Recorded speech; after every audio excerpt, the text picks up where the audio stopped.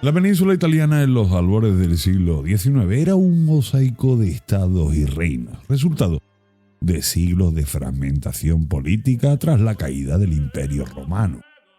El Congreso de Viena de 1815, que buscó restaurar el orden prenapoleónico en Europa, consolidó esta división, manteniendo a la península bajo la influencia de potencias extranjeras, especialmente el Imperio Austriaco en el norte. Esta situación contrastaba con un creciente sentimiento de identidad cultural y lingüística compartida entre los habitantes de la península italiana. La ausencia de un gobierno centralizado o una identidad nacional unificada era palpable, con entidades políticas tan diversas como el Reino de las Dos Sicilias, los estados pontificios y el ducado de Módena, coexistiendo en un espacio geográfico relativamente pequeño. La larga sombra del Imperio Romano aún resonaba como eco de un pasado glorioso, recordando un pasado de unidad que se había perdido con el tiempo. Así que, señores, bienvenidos a este programa sobre la unificación italiana. Vamos allá.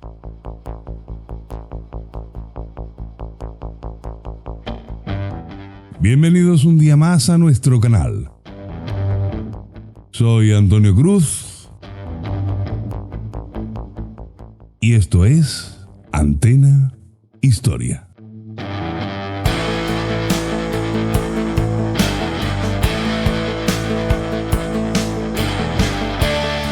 Yesterday, December 7, 1941, a date which will live in infamy.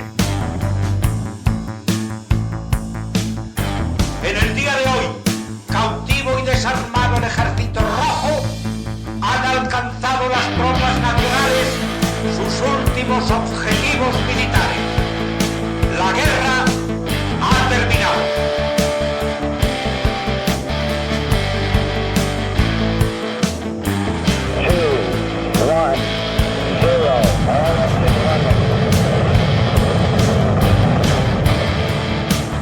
One small step for man, one giant leap for mankind.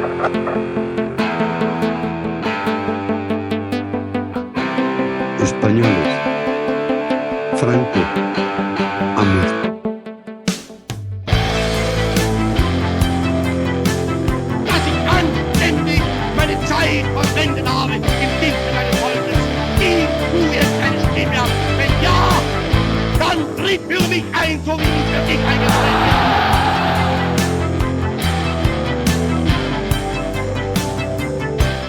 Antena Historia, tu podcast de historia militar, política y social.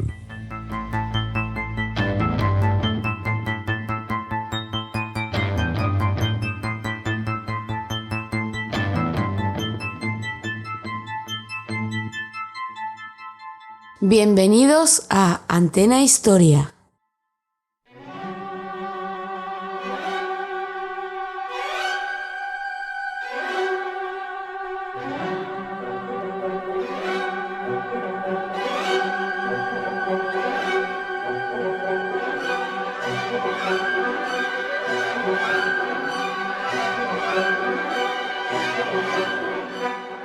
La invasión napoleónica a finales del siglo XVIII y principios del XIX sembró las semillas de un cambio profundo.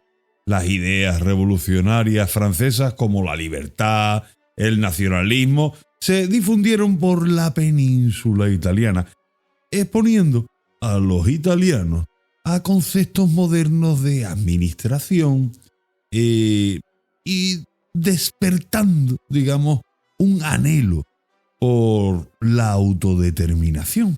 Aunque el dominio napoleónico fue efímero, dejó una huella impactante en la conciencia italiana, demostrando la posibilidad de una Italia unida, aunque bajo control extranjero.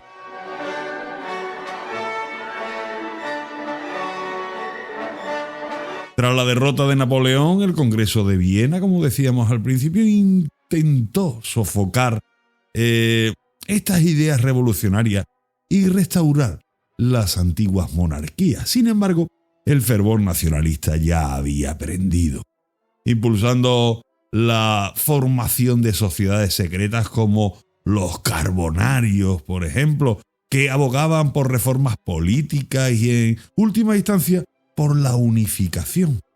Este periodo de agitación y transformación sentó las bases para el surgimiento del Risorgimento, un movimiento nacionalista cuyo objetivo primordial era transformar la fragmentada península en un Estado-nación unificado.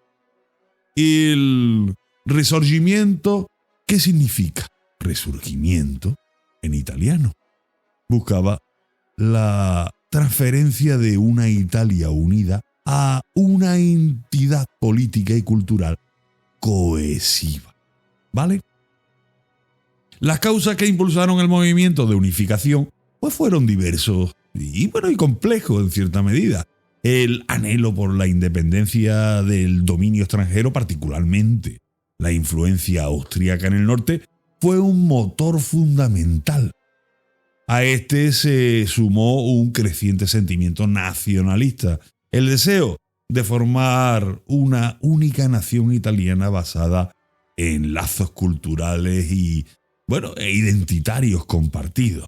La influencia de la Revolución Francesa, la era napoleónica, con sus ideas republicanas y la experiencia de una administración moderna y una unificación temporal, también jugaron un papel crucial. Además de estos factores políticos e ideológicos, existían objetivos económicos, como la creación de un mercado unificado y la eliminación de las barreras comerciales internas que se percibían como obstáculos para el progreso. Todo esto estaba implícito en el deseo de un Estado-nación. Finalmente, el deseo de emular a otras naciones-estados emergentes en Europa que estaban consolidando su poder e influencia, también impulsó el movimiento italiano. El proceso de unificación contó con la participación de figuras clave y se desarrolló a través de etapas bien definidas. Entre los principales actores destacaron Giuseppe Mazzini, por ejemplo, el ideólogo del movimiento, otro Giuseppe Garibaldi, el carismático líder militar, Camillo Benso, el conde de Cavour, el astuto diplomático, y el rey Víctor Manuel II de Piamonte Cerdeña, quien finalmente se convirtió en el primer rey de Italia. Las primeras etapas estuvieron marcadas por movimientos revolucionarios y levantamientos fallidos en la década de 1820, 30 y 1848. El reino de Piamonte Cerdeña emergió como el estado líder en el proceso de unificación, gracias a su relativa modernización y a la visión de sus líderes. La guerra de independencia italiana en 1848-49, en 1859 y en 1866 fueron cruciales para debilitar la influencia austríaca y ir anexando territorio. La expedición de los 1000, liderada por Garibaldi en 1860, conquistó todo el sur de Italia, uniendo aún más la península. La anexión de los estados centrales y meridionales se formalizó a través de plebiscitos, fueron votados. Finalmente, la captura de Roma en 1870 completó la unificación territorial, marcando el nacimiento del Reino de Italia.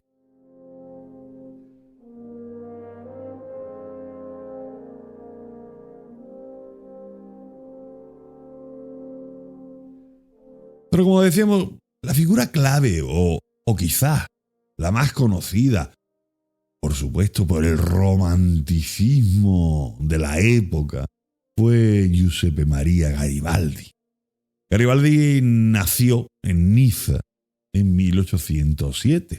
Niza, en una época en la que la ciudad formaba parte del Imperio francés. Su familia tenía una larga tradición marinera, dedicándose a la pesca y el comercio costero. El propio Garibaldi pasó más de una década de su vida como marinero, obteniendo su certificado de capitán mercante en 1832. Durante su tiempo en la Marina del Reino de Piamonte-Cerdeña, alrededor de 1833-34, Garibaldi cayó bajo la influencia de las ideas de Giuseppe Mazzini, una figura central del nacionalismo italiano, y del pensador socialista francés Comte de Saint-Simon. Mazzini, con su movimiento Joven Italia, abogaba por una Italia unificada bajo el gobierno de una república. Ideales que Garibaldi adoptó rápidamente y con fervor. En 1834, Garibaldi participa en un motín en Piamonte con el objetivo de desencadenar una revolución republicana.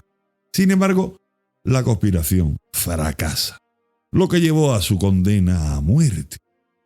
Y claro, ante esa condena, huye y se va a Francia. Un encuentro importante o significativo en 1833 con Giovanni Battista Cuneo, un miembro activo del movimiento secreto Joven Italia, como decíamos, también contribuyó a modelar su pensamiento político en este periodo de exilio en Francia, de autoexilio realmente. Bien, entre 1836 y 1848, Garibaldi vivió exiliado en América del Sur, un periodo que tuvo un profundo impacto en su pensamiento y desarrollo como líder revolucionario. Inicialmente se ofreció como capitán naval para la República de Río Grande del Sur, en su intento fallido de separarse del imperio brasileño. Posteriormente se involucró en la Guerra Civil Uruguaya, donde formó una legión de soldados italianos conocidos como los Camisas Rojas, y se convirtió en una figura clave en la Constitución de Uruguay. Sus experiencias en América del Sur le proporcionaron un valioso entrenamiento, podríamos decir, en las tácticas de guerra de guerrilla, que luego emplearía con una eficacia famosa en Italia. Sus empresas militares, tanto en América del Sur como en Europa, le valieron el título de héroe de los dos mundos. Este periodo de su vida, marcado por la lucha constante por la libertad en diferentes contextos, le forjó como un rebelde profesional, podríamos decir, y un individualista indomable, cuyas acciones y vestimenta gaucha evocaban las batallas perpetuas por la libertad, porque hay que ver cómo iba vestido este hombre. Impresionaba en la Italia de esta época, claro está.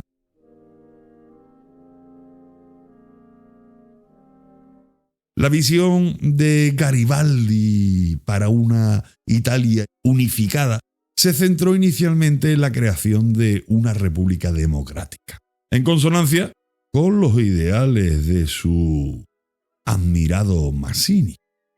Sin embargo, con un pragmatismo que demostró ser fundamental para el éxito de la unificación, Garibaldi se alió con el monárquico conde de Cavour y el reino de Cerdeña. Esta alianza estratégica implicó subordinar sus ideas republicanas a la causa nacionalista de la unificación bajo la corona de Víctor Manuel II. Su carisma personal su valentía en el campo de batalla y su profundo sentido del honor lo convirtieron en un héroe popular, tanto en Italia como en el extranjero.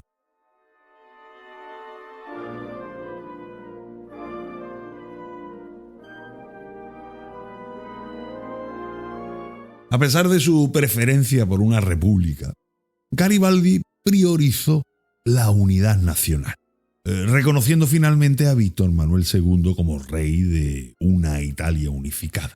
Esta disposición a comprometerse con sus convicciones republicanas en aras de la unidad nacional refleja la complejidad del panorama político del Risorgimento y la toma de decisiones pragmáticas, o sea, prácticas, que fueron necesarias para alcanzar esta unificación. Dentro de este mare magnum, de esta unificación, está la famosa Expedición de los 1000, que fue liderada por Giuseppe Garibaldi en 1860. Se gestó en un contexto político y social marcado por una creciente impaciencia con las tácticas diplomáticas y cautelosas del primer ministro de Piamonte, el conde de Cavour, ¿vale? Existía un fuerte deseo de liberar Sicilia y el sur de Italia del dominio de la Casa de Borbón. En el reino de las dos Sicilias, el descontento popular y el anhelo por la unificación era bastante palpable. Garibaldi, ya reconocido como un líder militar exitoso, se convirtió en la figura central para canalizar estas aspiraciones. Hay una serie, ahora mismo está en la plataforma esa de la N mayúscula roja, ¿vale? Que se llama El Gato Pardo. El Gato Pardo. Precisamente habla de todo este movimiento. Es una casa, es un príncipe de Borbón, príncipe de Salinas, evidentemente es ficticio, que vive en Sicilia y bueno, tú sabes, es una serie donde bueno, hay amoríos y cositas de estas, no lo normal, pero de trasfondo está toda esta historia. Es la liberación, digamos entre comillas, de Sicilia por parte de Garibaldi, ¿no? Se ve todo esta tensión que hay en el ambiente político entre Borbones, o sea, entre monárquicos, republicanos, unificadores, bueno, etcétera. Está muy bien la serie. Os la aconsejo que la veáis, una serie italiana, claro está. Bien, ya os digo, en la plataforma esa de la N roja. Vale. Bien, ¿qué iba diciendo yo? La expedición, claro. La expedición comenzó con la partida de Garibaldi desde Quarto, cerca de Génova, en mayo de 1860, al mando de un cuerpo de voluntarios conocido como los 1000. Su destino era Marsala, en Sicilia. La empresa contó con el apoyo tácito del Imperio Británico. Cómo no, como siempre digo yo, la mano que mece la cuna, que veía con buenos ojos el establecimiento de un gobierno favorable en el sur de Italia, dada la inminente apertura del canal de Suez, ¿vale?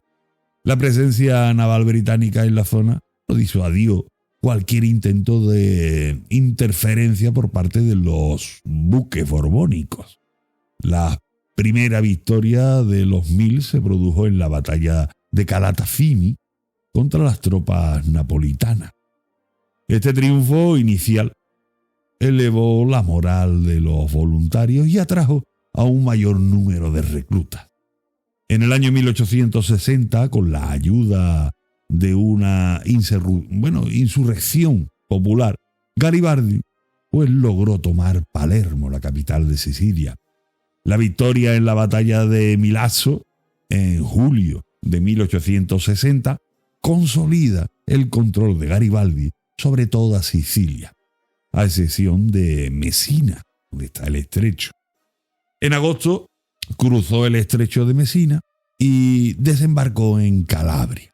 Su avance hacia Nápoles se convirtió en una marcha triunfal a medida que el dominio borbónico se desmoronaba. El 7 de septiembre de 1860, Garibaldi entró en Nápoles, donde se proclamó dictador de las dos Sicilias, en nombre de Víctor Manuel, el rey. La batalla más grande de la campaña tuvo lugar en el río Volturno, en el norte de Nápoles, donde las fuerzas de Garibaldi derrotaron al ejército borbónico reorganizado entre el 1 y el 2 de octubre de 1860. La estrategia de Garibaldi se caracterizaba, ¿no?, por rápidos avances y por no dar al enemigo respiro, empleando tácticas de guerrillas aprendidas durante sus tiempos en América del Sur. Toda esta campaña de Garibaldi tuvo un impacto decisivo en el colapso del reino de las dos Sicilias. Su victoria, logradas con pequeños ejércitos de voluntarios, pusieron de manifiesto la debilidad e incompetencia del ejército borbónico. El apoyo popular en Sicilia y Nápoles fue fundamental para el éxito de la expedición. La autoridad borbónica se derrumbó rápidamente ante el avance de Garibaldi.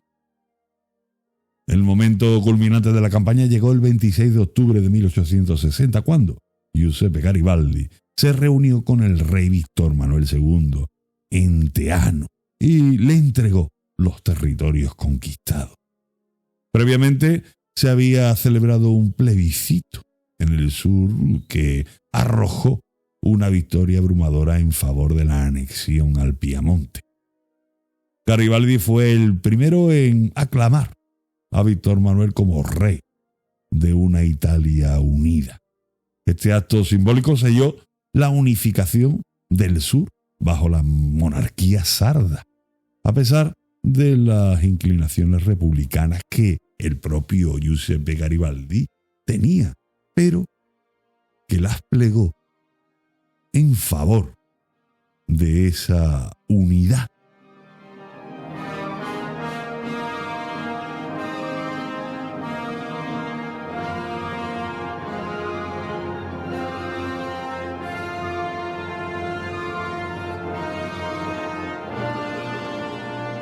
Bueno, señores, que este año nos volvemos a ir a Normandía. No tiene nada que ver con el programa, pero bueno, es que nos vamos de vacaciones a Normandía. Vamos a ver todas las playas, vamos a ver los museos, nos vamos a empapar de todo lo que sucedió allí durante el desembarco. Así que nada, el año pasado nos fuimos 37 personas, lo pasamos de lujo.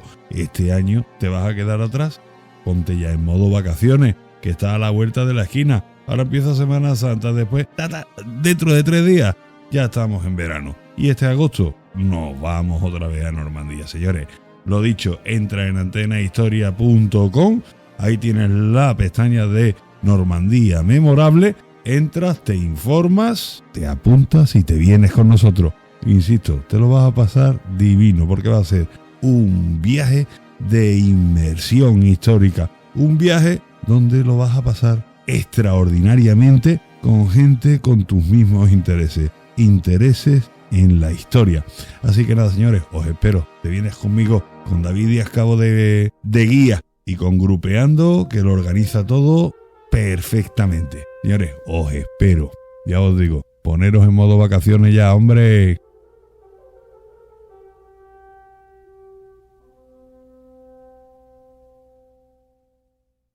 Antes os comenté que hubo 3 guerras, 3 guerras de independencia italiana, ¿no? Directamente contra los austríacos, ¿no? Bueno, pues, ya os digo, todo este proceso de la unificación italiana es un proceso complejo, ¿no? Y todo, evidentemente, se desarrolla a través de guerras, ¿no?, y maniobras políticas, como siempre, ¿no?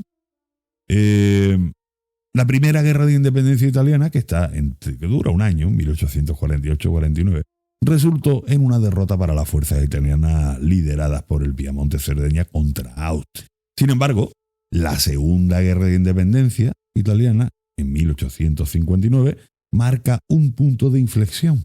Piamonte-Cerdeña, aliadas esta vez con Francia bajo el emperador Napoleón III, derrota a Austria y obtuvo Lombardía. La alianza diplomática de Cavour, el conde de Cavour, con Francia, fue crucial para este éxito. Cavour incluso provocó a Austria para que declarara la guerra, como así hizo. La batalla de Magenta y Solferino fueron decisivas en este conflicto. Paralelamente, los cazadores de los Alpes de Garibaldi también derrotaron a los austríacos en Lombardía. El armisticio de Villafranca dejó a Austria en control del Véneto. Bien, pero en 1860, Cerdeña anexó Lombardía y posteriormente las Provincias Unidas de Italia Central, o sea, la Toscana, Parma, Módena, legaciones pontificias, a través de plebiscito, pues entran en la dinámica y en la órbita de la nueva Italia que estaba naciendo.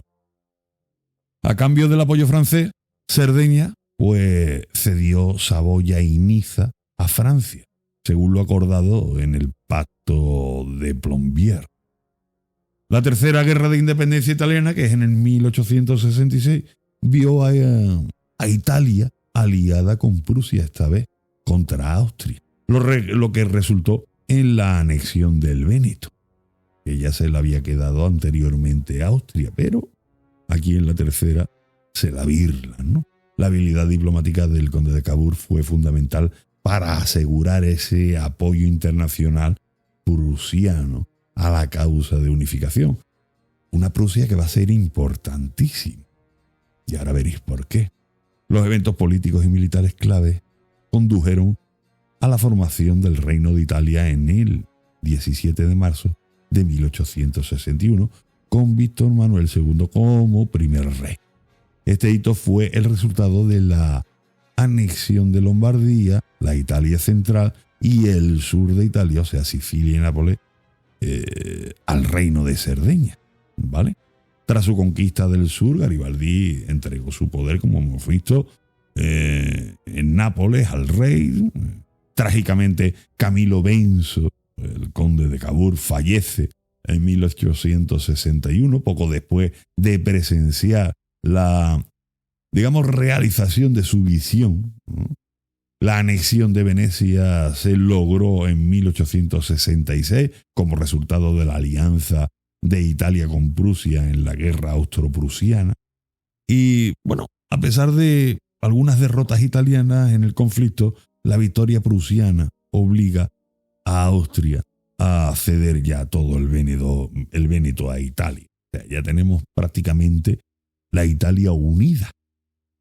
Pero ¿qué es lo que pasa? Están los estados pontificios, ¿vale? Los estados pontificios representaron durante más de un milenio el poder temporal del papado, con el papa como soberano de un extenso territorio en el centro de la península italiana. Ahora, ¿qué hacemos con esto? Bien, como sabéis, su origen se remonta a la donación de Pipino el Breve en el año 756, padre de Carlomagno. Estos territorios comprendían las actuales regiones italianas del Lacio, Umbría, las Marcas y parte de Emilia-Romagna. A lo largo de los siglos, la autoridad papal sobre estos estados varió, enfrentando problemas, desafíos, tanto de gobiernos comunales como con potencias extranjeras.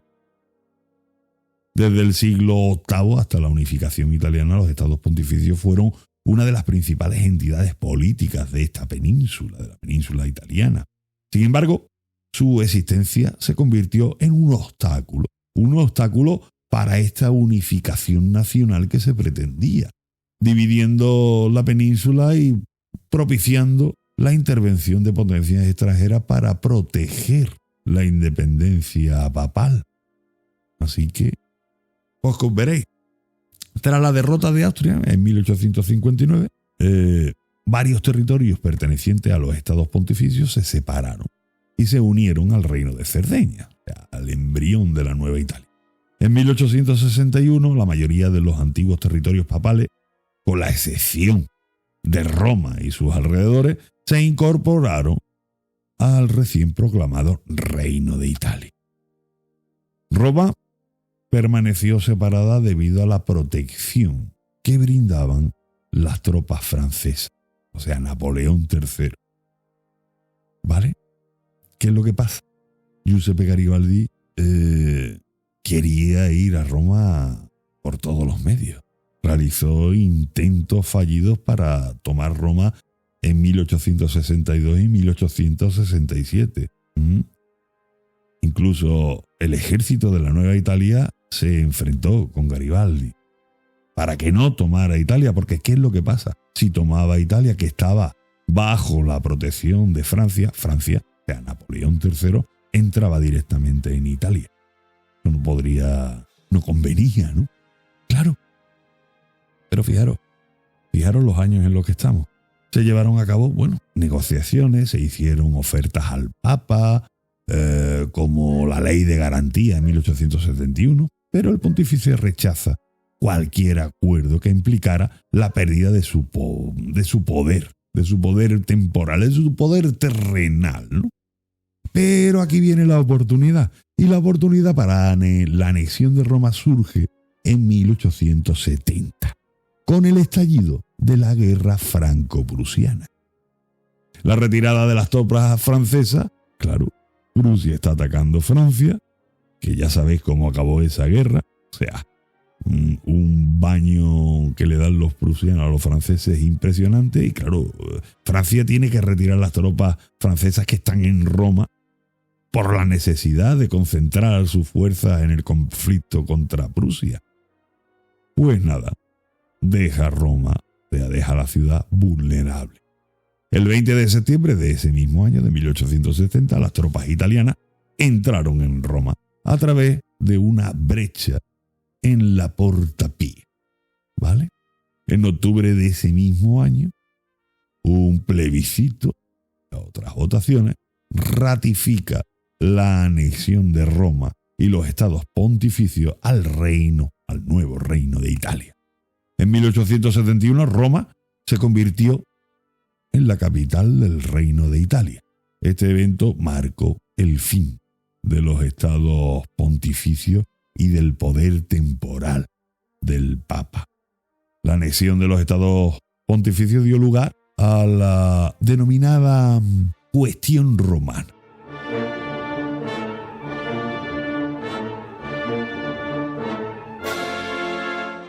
Esta cuestión romana fue un prolongado conflicto entre el Estado italiano y la Iglesia católica. Veréis, el Papa Pío IX se negó a reconocer la legitimidad de la toma de Roma y se declaró prisionero del Vaticano.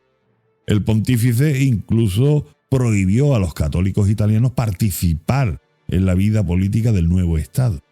Esta disputa no se resolvió hasta la firma del Tratado de Letrán en 1929, estamos hablando de unos pocos años después, que creó la Ciudad del Vaticano como un Estado independiente, poniendo fin así a la cuestión romana. Porque si sabéis, alguna vez os habéis preguntado por qué la Ciudad del Vaticano es un Estado independiente. Sí, porque está el Papa, sí, pero ¿por qué? Pues aquí os lo acabo de contar. Por esta cuestión romana, cuando se anexionó los estados pontificios por parte de el nuevo reino de Italia. Bien, está la Ley de Garantía de 1871 que intentó regular las relaciones entre el Estado y la Iglesia. Evidentemente también fue rechazada por el Papa, evidenciando un profundo conflicto entre el papado y la nueva Italia, ¿no? El nuevo reino de Italia.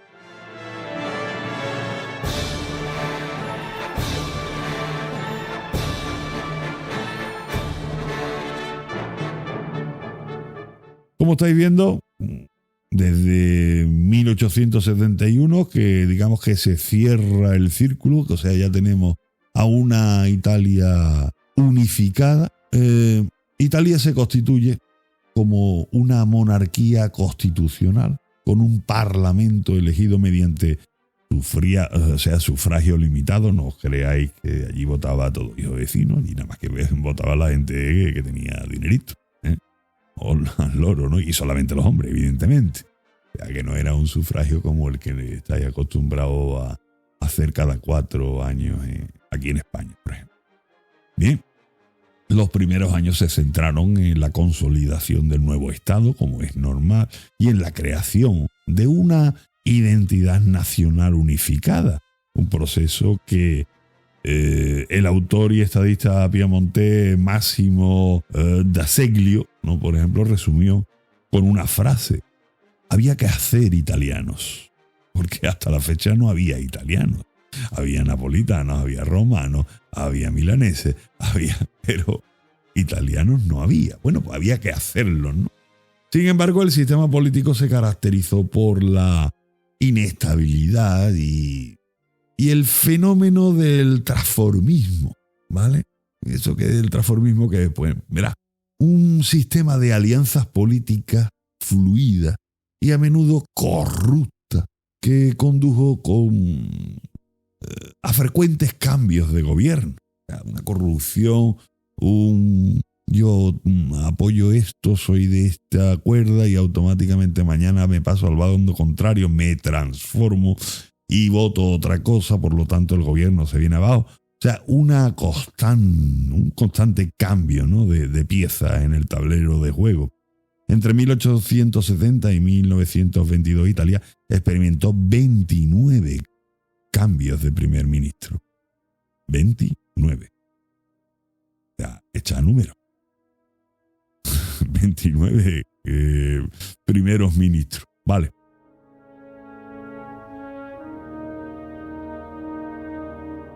El gobierno se estructuró siguiendo el modelo piamontés, ¿no?, con una administración centralizada y prefectos designados por el monarca al frente de las regiones. Los alcaldes de los municipios eran responsables ante el prefecto, ¿no? Ves como, por ejemplo, el alcalde no responde al pueblo, responde ante un prefecto, o sea, ante un gobernador del reino. ¿Vale? Los primeros gobiernos se enfocaron en consolidar el régimen, imponer la ley y el orden, saldar la deuda nacional, logrando equilibrar el presupuesto ya en 1876.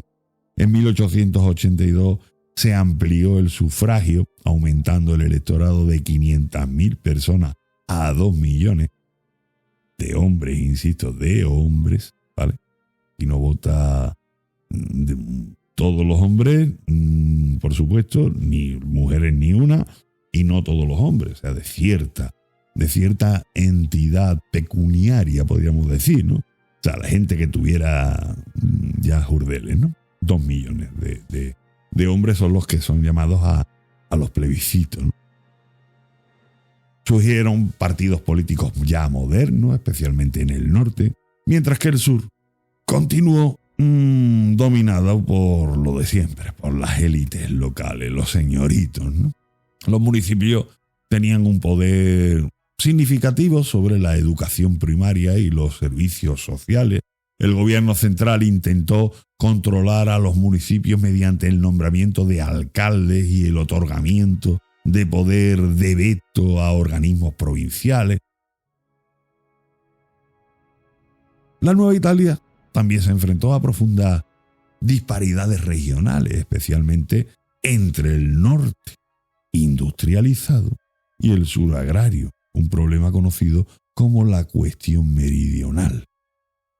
Tras la unificación, algunas industrias del sur experimentaron un declive. La pobreza persistente en el sur impulsó una emigración masiva hacia América y otras partes de Europa, con millones de italianos buscando mejores oportunidades. Surgieron movimientos obreros sociales, anarquistas, católicos, que, protestaban contra la situación social y económica que exigía perentoriamente algunas reformas. Las huelgas y las ocupaciones de tierra se hicieron comunes, especialmente en el sur. La respuesta del Estado a menudo fue represiva, recurriendo incluso al ejército para mantener el orden.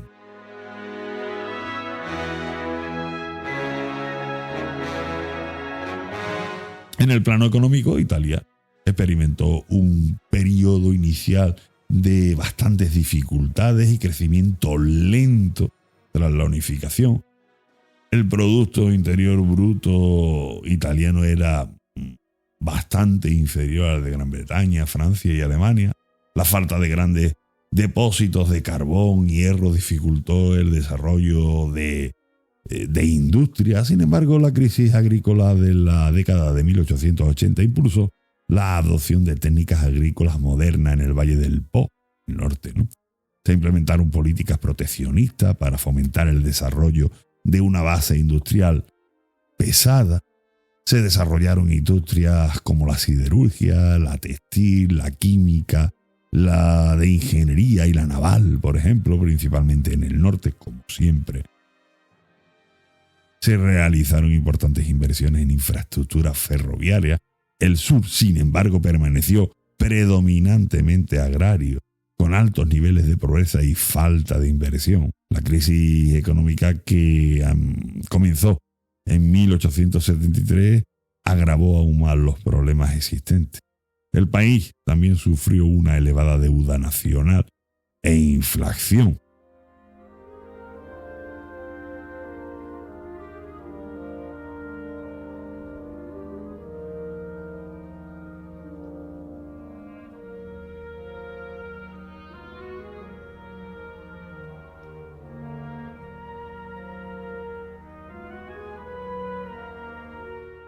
Bien, desde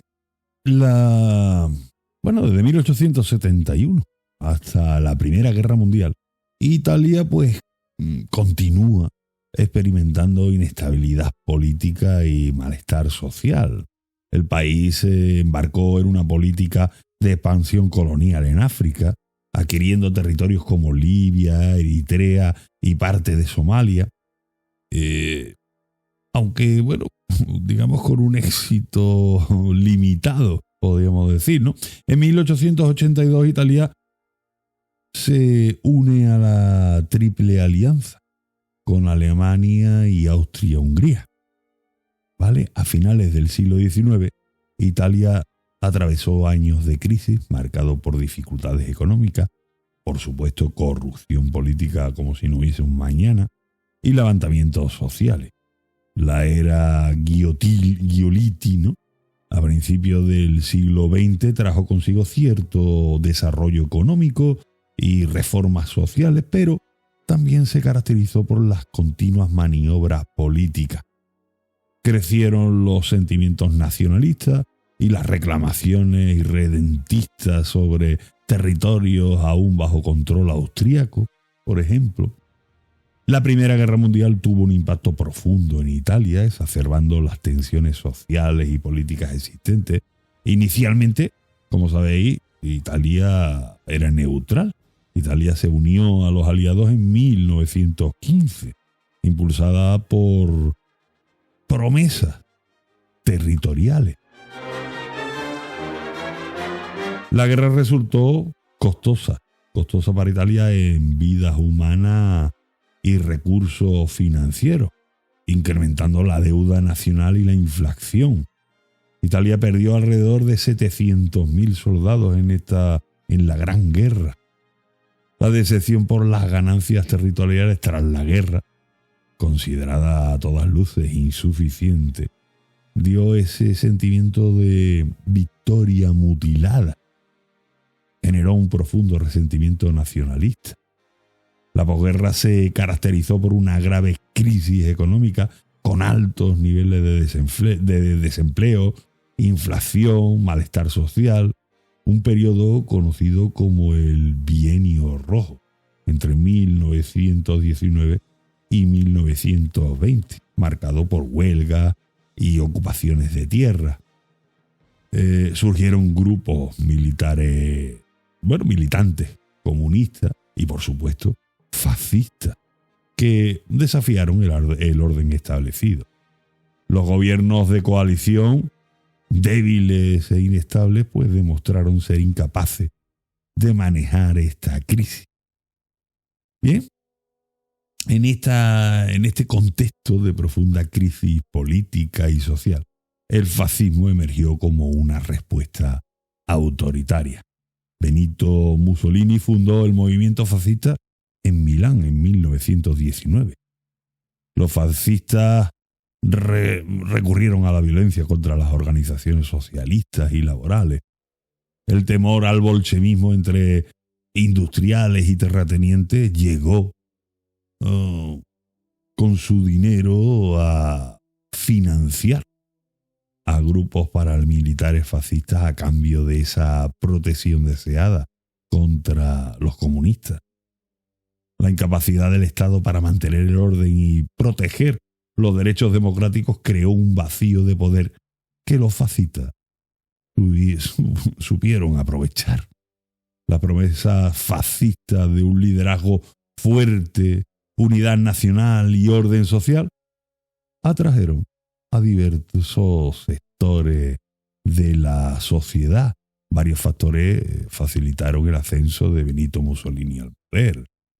Como veis, ¿no? La inestabilidad política y la debilidad de los gobiernos liberales fueron cruciales. Las graves crisis económicas, el malestar social tras la Primera Guerra Mundial crearon pues, un caldo de cultivo para esta ideología extremista. Otra cosa era el miedo al comunismo, como os digo, y a una revolución socialista entre las clases medias y altas. También jugó un papel importante. El resentimiento nacionalista por el resultado de la Primera Guerra Mundial alimentó el apoyo a un movimiento que prometía restaurar la grandeza de Italia. Y claro, había un líder carismático, Benito Mussolini.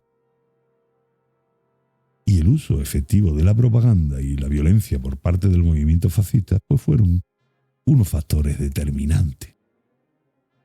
¿Vale? Finalmente, como sabéis, la marcha sobre Roma en octubre de 1922 es una demostración de fuerza de los camisas negras. Y llegó al rey Víctor Manuel III a nombrar a Mussolini como primer ministro, marcando el inicio del régimen fascista en Italia. Y este es el objeto de este programa, porque precisamente había yo comenzado un programa sobre Benito Mussolini. Y en el mismo programa que ya tengo grabado en torno a 40 minutos, digo en ese programa, bueno, tendré que hacer un programa para contaros de dónde viene todo esto. Y claro, os tendré que contar la unificación italiana y tal. Y digo, bueno, pues lo primero que voy a hacer es voy a contaros la unificación italiana y posteriormente en el siguiente programa, porque lo vamos a dejar aquí, donde viene Mussolini ya a quedarse con el poder, pues entroncamos con el siguiente programa que voy a terminar de grabarlo con vuestro permiso. Aquí voy a terminar el programa dedicado a la unificación italiana para que comprendáis por qué surge el fascismo y cómo se desarrolla el fascismo, la historia de Benito Mussolini, bueno, toda la película, ¿no? Hasta que muere, ¿no? Muere, ya sabéis, con Clara Petacci, fusilado, etcétera, etcétera, por unos partisanos, cuando se intentaba escapar a Suiza. Pero bueno, eso va a ser el siguiente programa y hasta aquí queda este. Este digamos que es el preludio del que viene. Así que, nada, espero que oigáis el siguiente, donde ya os explico todo esto hasta que se funda la República Italiana en el 46. Venga, señores. Si tenéis algún comentario, ya sabéis, dejar cualquier comentario en la plataforma iVoox. Si queréis mandarme un correo, info@antenahistoria.com. Ahí tenéis vuestro correo para, bueno, pues contactar conmigo y comentarme lo que sea. Podéis dejar ese dedito arriba si os ha gustado, si os ha entretenido. Como siempre, yo me niego a decir un like. Dame ese dedito arriba y ya si quieres risa de rizo, el botoncito azul que pone a apoyar y nos apoyas económicamente, invitándome pues a una cervecita o a un cafelito. A partir de 1,99 al mes, pues ya sabéis, es lo que te vale una cervecita. Venga, señores, lo dicho. Espero que te haya gustado. Soy Antonio Cruz y nos vemos en el siguiente programa, donde ya vemos a Mussolini empoderado y ver cómo se desenvuelve en el poder italiano. Señores, adiós.